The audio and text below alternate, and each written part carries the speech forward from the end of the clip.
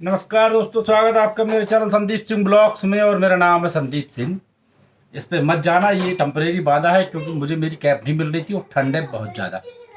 अभी मैं ऑफिस से आया हूँ।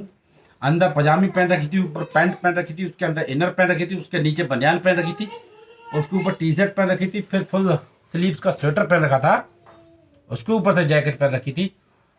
और वो भी जैकेट चैन वाली थी, बंद गले वाली, जिसके बाहर से भी पट्टी होती वो वाली। और उसमें भी ठंड लग रही थी। ग्लव्स पहन रखे थे, उनके अंदर हाथ सुन्न हो रहे थे। तो पहुंच गए भैया घर।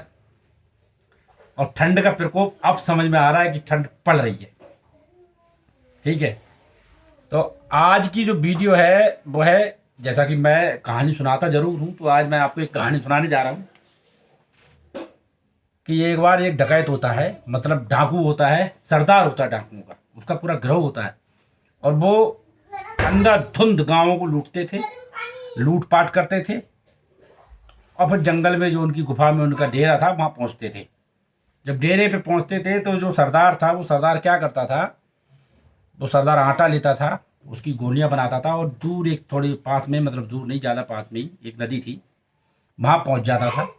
और नदी के पास बैठ के वो गोलियां एक एक करके नदी में डालता रहता था। पहले वो ऐसे ही डालता था, उसको नहीं पता था, बस डालता था। एक दिन उसने देखा कि मछलियां आ रही हैं, ज़्यादा मछलियां आ रही, तो वो थोड़ा ज़्यादा आटा लेके जाने लगा और गोलियां बना बना के मछली को डालने लगा। और फिर धीरे धीरे उसको मजा आने लगा, तो ये बन गया उसका रूटीन। गांव लूटता, लूटपाट का सामान गुफा में लाता, इधर लोग रात की डिनर की तैयारी में लग जाते, और ये आटा लेता और पहुंच जाता नदी के किनारे।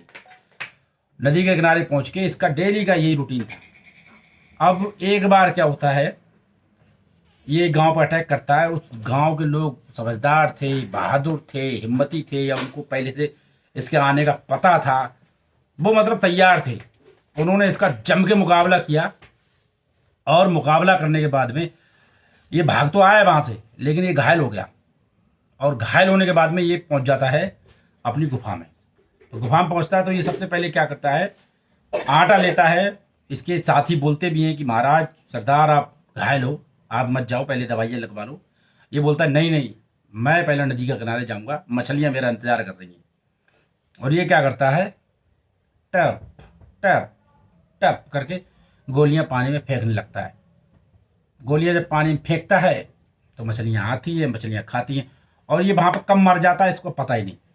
हालांकि मरेगा तो उसको कहाँ से पता लगेगा, लेकिन वो सट से मर जाता है गोलियां डालते डालते।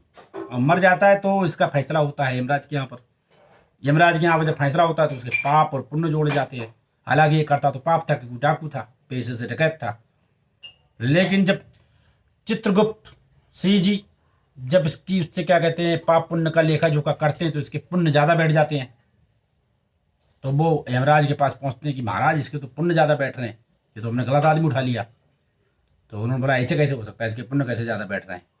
तो फिर जब देखा जाता है तो एक तरफ वो सारे पाप कर रहा था वो अलग, और एक तरफ ये मछलियों का आटा डाल रहा था ये अलग। ये मछलियों का आटा उसके पापों पर भारी पड़ गया, उसके पुण्य ऊंचे हो गए। तो क्या होता है, वो कच्छा बदल रहा है और पता नहीं अंडर वो लोअर पहन रहा है, ध्यान मत देना, दे दो ध्यान, कोई बात नहीं, ये आने वाला है। लेकिन आज ये स्कूल बंक मारा है इसने, भव्या नहीं गई स्कूल तो इसने स्कूल बंक मार दिया। तो जब उसका लेखा जोखा हो रहा है तो वो पुण्य ज़्यादा बैठ जाते हैं उसके, तो भगवान वो यमराज बोलते हैं कि इसको वापस भेजो, ये गलत आदमी उठा लिया हमने, ये तो बड़ा पुण्य आत्मा है, इसको वापस भेजो।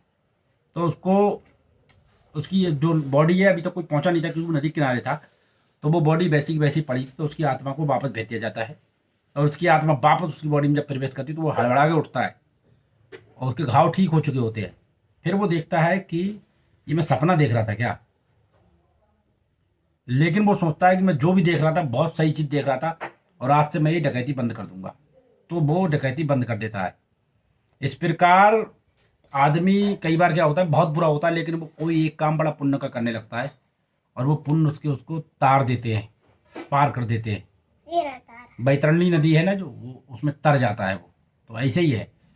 तो भाई साहब, चाहे पाप करो या पुण्य करो, लेकिन कुछ पुण्य तो जरूर करते रहो, कुछ तो अच्छे काम जरूर करते रहो। सारे बुरे काम करने की जरूरत नहीं है कि आप तक कब आपका कौन सा पुण्य आपको बैतरणी नदी में तार दे, या कौन से पुण्य की वजह से आपका काम अच्छा हो जाए। आज की ये सीख थी, आज की ये कहानी थी। कहानी शायद हो सकता है फिक्शन हो, लेकिन हमने पढ़ी है, हमने देखी है। बहुत लोगों ने इसको हातिम ताई में देखा होगा, हमने हातिम ताई से पहले भी पढ़ रखी है। तो इस कहानी का नाम था नेकी कर और नदियाँ में डाल। नेकी कर नदियाँ में डाल। तो हम अपनी कहानी करेंगे यहीं पे ख़त्म और मिलेंगे अगली वीडियो में। तब तक के लिए राम राम, सलाम, प्रणाम, सत श्री अकाल, केम छो, खड़ी खंबा, भारत माता की जय। बोलो भारत जय हो। जय हो। वीडियो बंद कर गया।